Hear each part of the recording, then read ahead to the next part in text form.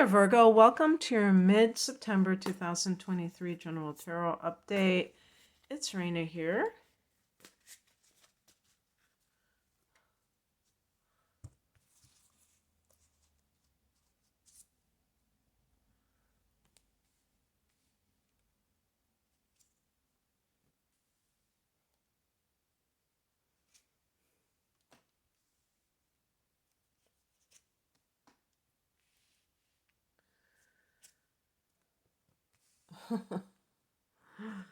It's one of those situations. Okay.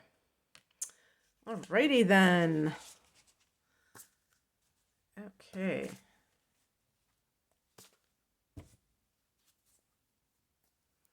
Oh, it's very interesting because I was thinking of, I just did Libra's astrology reading for October, and some of that is ringing true for this. The heart of the matter is the Seven of Swords, and this is a card of sketchy behavior. Sometimes, um, I don't know if this would be you doing this kind of behavior. I would typically think that this is someone else who is. Sometimes this is even like physical theft. So anything that is related to that kind of financial exploitation, it's not just like you're missing some silverware. It could be, you buy a house and then you discover that there's all these problems and you're like, oh gosh, this was misrepresented. But there are multiple possibilities. And also another thing that you could say is more on the positive side about this card is that you may be doing something behind the scenes because you don't want to bring it out in the public. So, maybe you are, I was thinking of even somebody who's moonlighting because they show the nighttime that this is happening. So if you're working a second job, but you're not telling your employer because you're not sure if you want to leave yet, but that's kind of like your plan, or you're starting a business and you're not telling the people around you. You're just kind of getting all your ducks in a row, or maybe you've even started the business already and you're just waiting for it to take off. In the past position, we have the Queen of Pentacles. This is, the Queen can be the mother archetype, and Pentacles is Earth, so this is the Earth Mother. So an example would be like a stay-at-home mother who is starting a business and she's not telling her partner about it because maybe he's very controlling and he's using her staying at home as a way to control things because he's bringing in all the money, and so she's doing that covertly. And some situations like that, there are many possibilities. But if you are someone who feels like your partner is cheating on you, you may be a little bit, obviously you would be dismayed about it, but with the Queen of Pentacles, you may have felt like everything was very together, and there was this harmony in your life. The Queen of Pentacles is a very domestic, grounded, nurturing environment, and it's like the home environment. The person who is gardening and getting in touch with nature, and just really enjoying what they have worked very hard for, because maybe like, even something like retirement. I was just laughing. It's not really funny, but I was just saying, like, let's say someone retires and they're at home all of a sudden a lot, and they see that their partner is not where they're supposed to be. And so the change of schedule brought that about, or being around the house more brought that about, that awareness. The higher message is the Knight of Cups. You see the romance, you see that this card relates to things like that. Perhaps there is some kind of lack of romance in your life. Now, that may not be such a bad thing because sometimes people who behave like that are putting on a front and they're really not like that. So I'm not saying that you should go after a person like that, but what it can show, like if you for instance, if you suspect your partner of cheating, um maybe one of the red flags was they weren't attentive enough. They weren't really showing that they cared. So that would have been the first clue. Oh yeah, well we did have a blue moon in Pisces at the end of August, and this may be the aftermath of that, where these things are coming to your conscious awareness, whereas before maybe you were in denial or you just were so oblivious because you were just so busy. Queen of Pentacles could be maybe you start working from home, whereas before you were out, and now everything is kind of becoming clear to you. What crosses you is the Eight of Cups. This can be a card of when you're on a spiritual quest and you are leaving behind that which doesn't serve you, that which no longer is meaningful for you. And the reason, like if it's in the challenge position, it could be suggesting that you are not paying attention to this aspect of life. Virgo is an earth sign, so you tend to be very pragmatic about everything, including your emotions. I have the moon in Virgo. And so the idea of I'm not feeling passion may be something that doesn't really move you. You're like, okay, who cares? So I'm not feeling passion. What's the big deal? Why should I? You might not know the importance of that and might think that there are so many more important things to be concerned about than whether or not you're feeling passion. So you may talk yourself out of those kinds of things. And yet, that can make all the difference in terms of how you experience life. Because if you don't give that any kind of importance, then you might find that it's not something that you're receiving that kind of value as well, that you're not embracing a life or creating a life where things really matter. It might be more where you're trying to be as functional as possible. And the idea of actually being passionate about something may seem like self-indulgent, when in fact, it can be very much connected to your sense of purpose, even your purpose. And, Virgos like to be very purposeful. So it's a lot easier to be purposeful if you're doing things that are meaningful. What's coming in is the Five of Swords. So this is, some of these cards, like the Seven of Swords and the Five of Swords, they show black birds because it can indicate this kind of negative communication, negative thinking that is either, sometimes this communication you find out about is from other people that are, through the grapevine, these kinds of things. But sometimes it could be directly connected to people that you know.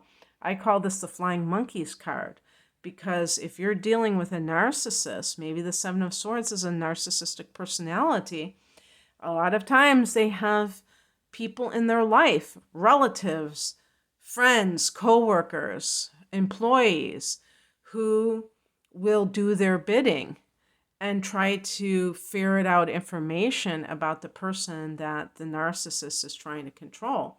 So that would be namely you if you are trying to get out of the grips of this person. So the Seven of Swords could be a coworker.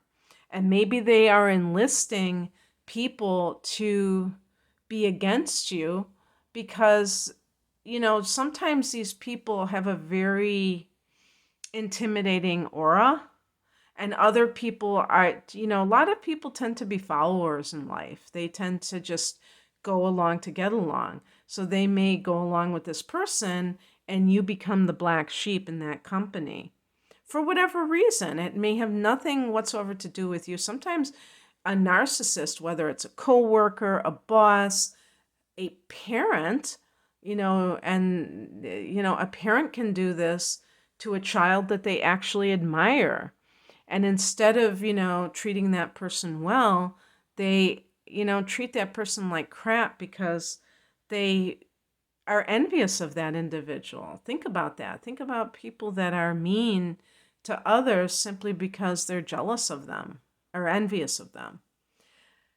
So, they need to get others to turn against you as well so that you're ostracized. The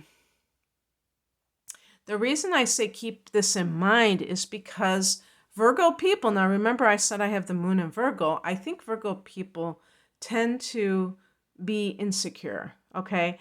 And the reason for this is that Virgos are perfectionists. So you are all too aware of your flaws. And because of this, you may tend to believe somebody who criticizes you more than somebody who gives you praise. That's a sad thing. And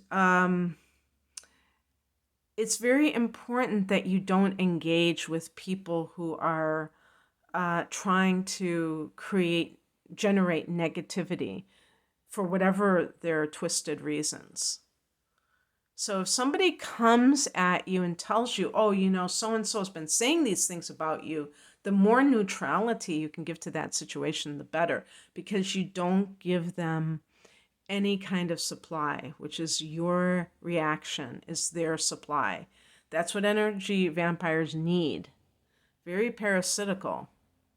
They need to generate negative energy. So the more you can practice neutrality, first of all, it's going to be good for you because you're practicing the spiritual concept where there's I don't know if where this is from, if this is from the Bhagavad Gita or what, but it says neither praise nor blame moves the wise man. It could be from the Tao for all I know.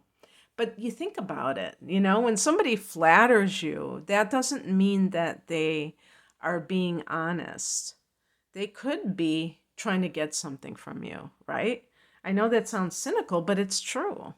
So, if we can operate without reacting to anyone's, assessment of us, that is the best thing of all. And then it foils their plans if they're trying to do something. The outcome is the Six of Cups. Okay, so what I wanted to say about this card is that the Six of Cups is a soulmate card. So if you're embroiled in a relationship with someone who is taking you for granted, is perhaps cheating on you even, is lying on you, or whatever, dragging your name through the mud at the same time, but you still have not, walked away. Remember that if you're looking for a soulmate, and that can simply mean a person, that you really are on the same page with, you have to make space in your life for that person.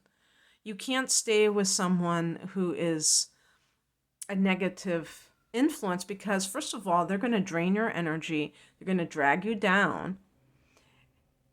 And also, you're going to be embroiled in their life instead of maybe being alone for a while, and then that person can come in because you've made space for that energetically. So just keep that in mind. Also, with work matters, the Six of Cups can be that thing that you've always wanted to do. That is the thing that you came here to do. That's the thing that you do for free because you just love it so much. Don't dismiss that as a potential way to earn money. Remember that earning money isn't selling out. It's because we live in the real world and we know that money is a part of that world. That doesn't mean we have to cheat people, gouge them or anything like that. You can still do what you've always loved to do and not be somebody who's exploiting others at the same time. But you can be doing something that you actually have a passion for. So this may be the universe trying to help you out. And if you're kind of pushing back and trying to put out all these fires, but you're still left in a situation that you're really not happy about, that makes zero sense to me. So I just want you to think about that, what the Six of Cups really is about. Also, the Six of Cups is about children. So if you're in a marriage or the equivalent, and the two of you have children together, or even if that's not the other person's child, but they're raising them as their child and you have a bad relationship, think about, if you can't do it for yourself, do it for your children. And realize you don't have to do everything overnight. It can be a process, but really caring about having that type of family life that is more on the idyllic side. It's not a pipe dream. People do have this, but they put you have to put family first. You can't put money first, possessions first. It always comes down to the people that you love. And that includes you. When you talk about self-love, that's what your priorities are on point. Okay, that's what I have for you, Virgo. I hope that this resonated. Happy birthday to those of you celebrating birthdays. When is the cutoff for that? Probably, obviously around the equinox. So this year the equinox is on the 23rd of September, but some of you may be Libra individuals who have birthdays on the 22nd. But actually, why would a Libra person watch this? So that made no sense whatsoever. Anyway, happy birthday.